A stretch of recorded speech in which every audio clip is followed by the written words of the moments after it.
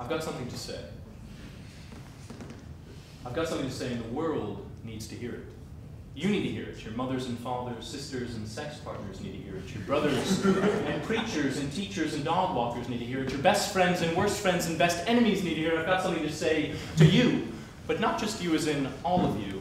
You as in you right there at the front. You, ma'am, I've got something to say to you. What is your name? Who cares? The story's about me. I have something to say, so listen. Taste these words. Go on, stick your tongues out.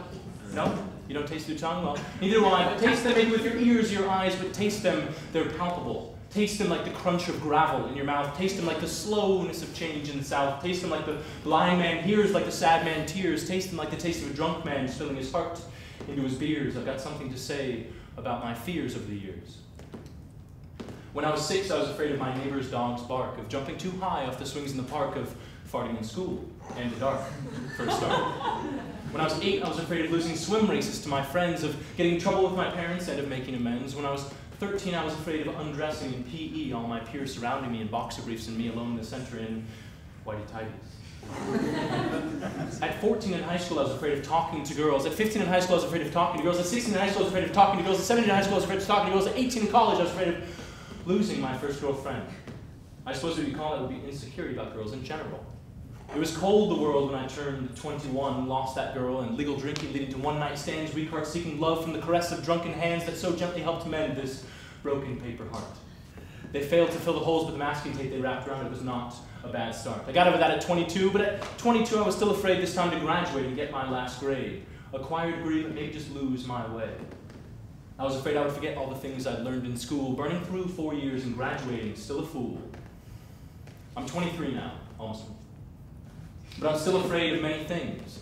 Most of the uncertainty of what my future will bring these days. My fears have grown to more than I've ever known before, but with taxes, insurance, rent, and more, constant worry about myself, making me feel self-absorbed as I ignore the famine and wars raging on another side of this planet. How fucked up is that? I'm still afraid of girls these days, but now, oh God, some I see have wedding rings wrapped around their fingers, and still I crush on them. Oh God, what does that mean? How can that be? I'm afraid of girls who at 23 want wedding rings, and that one day one of them will want to marry me, because I'm afraid of being unable to escape. I'm afraid of putting my pen on this page, my feet on the stage. I'm afraid of losing my mind, because I have an aunt who's insane, and she lost hers at 24. I'm afraid to die without ever knowing what my life was for. Existential despair making my neck hairs salute with the soldier-like certainty of someone who knows death is absolute. I'm afraid of never being able to be real with anybody, of never breaking free of this self-imposed mold, of being the only one who truly knows who I am, and then rereading my journals and finding out that not even I know who I am. I'm afraid of growing old too fast, of losing my youth and forgetting my past. I'm afraid of girls who twerk and rhymes that don't work. I've got cavities now. I'm afraid of sugary desserts. I'm afraid that eventually all my memories will become digital bits that in the end all I'll remember will be Twitter quotables and Instagram pics. I'm afraid of Upworthy, making me feel good every day that I sit safe at home scrolling through Facebook, not helping anyone in any way.